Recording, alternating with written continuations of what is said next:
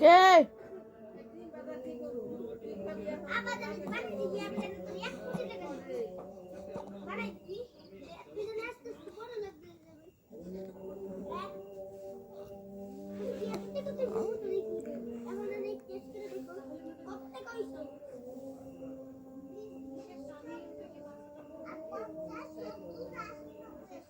আমার যদি তরকারি দেয় দেখি এটা তরকারি দেয়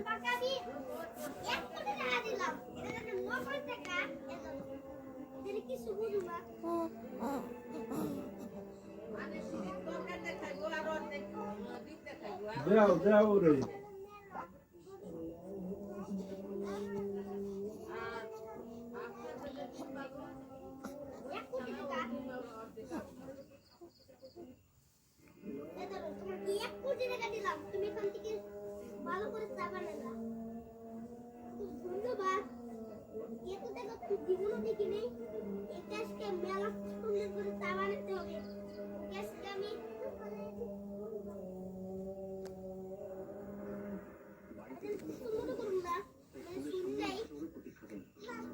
তুই এখানে এসেছিস না, এটা ভালো করিস না। স্কুলের এখানে কেউ আসে নাকি? কেউ যদি দেখে ফেলে সন্দেহ করবে। কেন সন্দেহ কি আছে?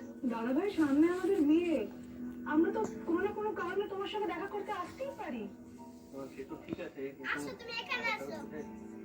দেখো বুঝতে পারছি না যে তুমি আমাদেরকে একবারে ছেড়ে দিল কি যা যা হয়েছে তাতে তো ওর একেবারে স্থির সন্দেহ হওয়া উচিত যে এই কাজটা একমাত্র আমরাই করতে পারি, আমরা ছাড়া আর কারোর পক্ষে সম্ভব না। আচ্ছা দাদা, তুই এখনো ওটা নিয়ে পড়ে আছিস? তোর কি মনে হয় তুই কি ওই মেয়েটার প্রতি তোর মন বলে গেল নাকি? আমার বলে যাবে কেন? বলে যাওয়ার কি আছে? বুঝতে চাইছি এটাও কেন করবি। এটা যখন করেছে তাহলে এটাকে তুই ক্যাশ কর। দেখ, আমার কিন্তু মনে হচ্ছে আমরা যে কোনো ভাবেই হোক আমরা এই যাত্রায় কিন্তু বেঁচে গেলাম।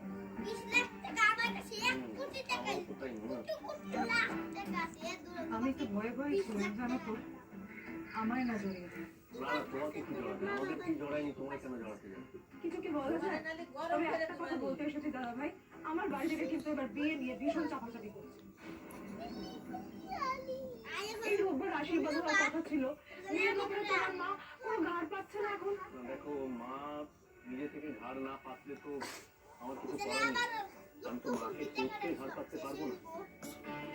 তখন অনেকেই হচ্ছে সন্দেহ করবে, বলবে যে মা নিজের কোনো ইনভলভমেন্ট নেই, আমি আবার এই সব কথাবার্তা বলছি। দেখ দাদা, সন্ধ্যাবেলা তুই এই নিয়ে মায়ের সঙ্গে কথা বল, কথা বলে আমিও থাকবো, কিন্তু এর মধ্যেই কথা বলবো। হ্যাঁ, তাতে কি, আমরা তো কিছু করিনি। দেখ, ওদের চোখে তো এটাই যে আমরা এমন কোনো কাজ করিই নি, কারণ তোর বউ নিজে আমাদের জন্য ফাইট করেছে। আর মায়ের মনে মনে যদি কিছু থাকেও বা মা তো সেটা মুখে বলতে পারবে না। দেখ, এখন সিচুয়েশনটাকে কিন্তু পুরো নর্মাল করে ফেলতে হবে তাদের। কিন্তু আমি না বুঝতে চাইছি যে ওর বড় কোনো চাল নেই তো, মানে পরে কিছু করবে না, করতেই পারে। তো মু যা জিনিস, ওকে আমি এতটুকু বিশ্বাস করি না। এই কথাটা কেন বলছিস? বিশ্বাস মনের মতো কি কাজ করেছিস? শিখি রে, বলার শর্ত পুরো চেঞ্জ হয়ে গেছে। ও তোকে বাঁচিয়ে দিল আর তুই কি ওর কেনা বোনা হয়ে গেলি নাকি? ওর পাতায় ঘুরিয়ে বা এসব মেয়েরা অনেক বড় বড় চাল চালে পড়ে।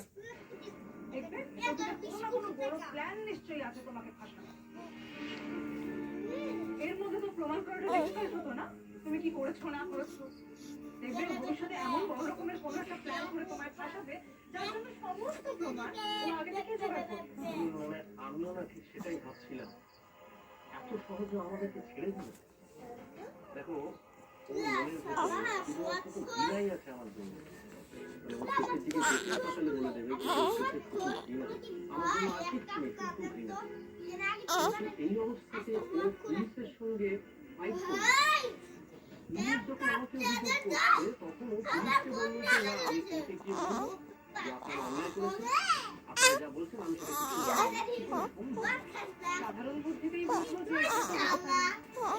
তাই জন্য তোমাকে অ্যালার্ট থাকতে হবে।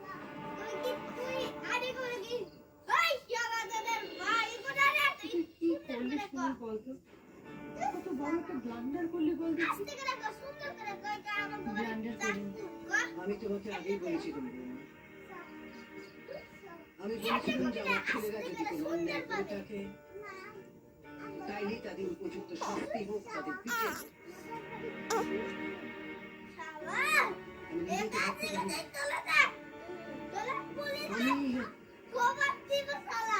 আমি এমন সব সন্তানের জন্ম দিয়েছি আর যদি তাদের শাস্তি হতো, বেঁচে যেত, আমি অন্তত একটু ভাবতে পারতাম যে তারা ভবিষ্যতে এরকম কাজ করার আগে দুবার ভাববে।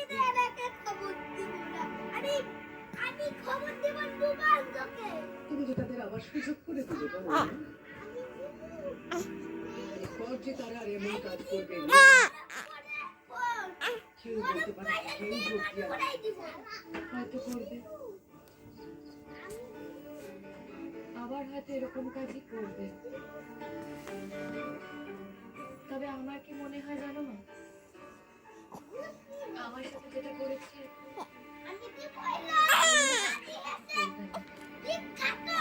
অন্য কারোর প্রশ্নটা আসছে কেন? ছি ছি, পাড়ায় একেবারে চিচিৎকার পড়ে গেছে। সবাই তো গুজগুজ খুশখুশও করছে, সবাই বলছে ওরাই করেছে, ছাড় বেঁধে করেছে। এসব কতগুলো শুনতে আমার যে কি লজ্জা করছে। ঠিক কথা, ও না সবাইকে মহান হবে, মহান বুঝতে পেরেছো? সবাই করে যেদিন ওর জীবনটা একদম শেষ হয়ে যাবে চোর মারতে ঢুকবে না। তুমি ভয় পেও না, কিছু করতে পারবে না। যে একবার করতে পারে সে বারবার করতে পারে না। যে কাজ করেছে সে যখন দেখবে যে তার কোনো শাস্তি হলো নেই সে আবার চেষ্টা করবে, সেটাই স্বাভাবিক। উফ, আমি মা হয়ে মুখ তোমার কি লজ্জা বলো তো? ওরা যে তোমার ছেলে, সেটা তো তোমার বাজো নাই আমার জন্য, বাবা মাকে আমার ডাবা নাই। মানুষ করতে পারে। দেখো শিবুল, তোমারই ভালো মানুষের কোনো দাম নেই, অন্তত আমার কাছে তো নেই। हम लोगों ने तो सोचा था कि अब उन्हें सजा हो गई, और एक सजा तो उन्हें हवा दरकार है ना। ভাবছা নাই তোমরা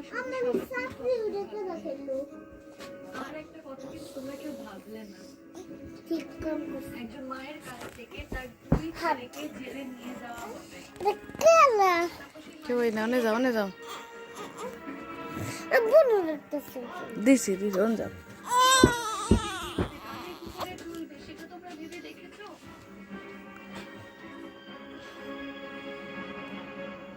দেখ দাদা, আমি তোকে একটা কথা বলছি, না তুই আমাদের বিয়েটা হয়ে যেতে দে, তারপর আস্তে আস্তে divorce-এর চিঠিটা ওকে দিবি। তাহলে কিন্তু তুই ওর হাত থেকে বেরোতে পারবি না।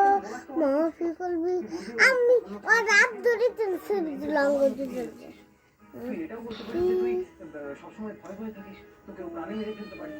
এটা কেউ বিশ্বাস করবে না। চেষ্টা তো করবি অন্তত, তা নাহলে কিন্তু তুই ওর হাত থেকে কোনোদিন বেরোতে পারবি না।